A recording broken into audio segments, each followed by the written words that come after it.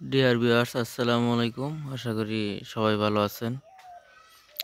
এই শীতের সকালে সাত সকালে একটি ভিডিও করতেছি। এখন আমি আপনারা এখন দেখতে পাচ্ছেন, এটা হচ্ছে একটা চারিতে কিছু পাতা। এগুলো হচ্ছে আসলে পদ্ম ফুলের গাছ। আমি খুব শখ করে এই পদ্ম ফুলের গাছের বীজগুলো রোপণ করেছি। আমি অনেক দিন যাবতই খুঁজতেছিলাম পদ্ম ফুলের বীজ কোথায় পাওয়া যায়।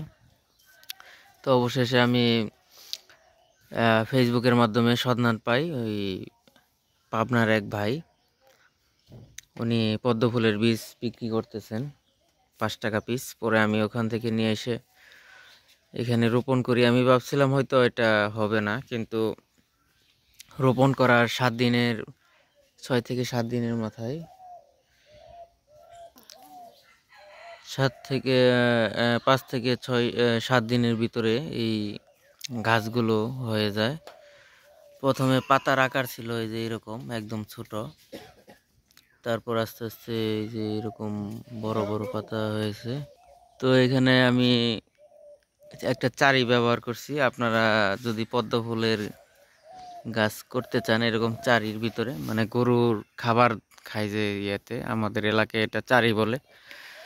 এখানে এই চারির ভিতরে আমি নিচে কিছু মাটি দিছি, কাদা মাটিতে এই বীজগুলো দিয়েছিলাম, গাছ হয়েছে। আপনারা চাইলে এরকম করতে পারেন, সমস্যা নাই। দেখেন গাছের পাতাগুলো অনেক সুন্দর হয়েছে, সবল। আমি এখানে কিছু ওই রঙিন মাছ ছেড়ে দিব, গাপ্পি প্রজাতির ছোট ছোট যে মাছগুলো আছে, এখানে তাদের বাচ্চা দিবে এরকম একটা পরিবেশও আছে।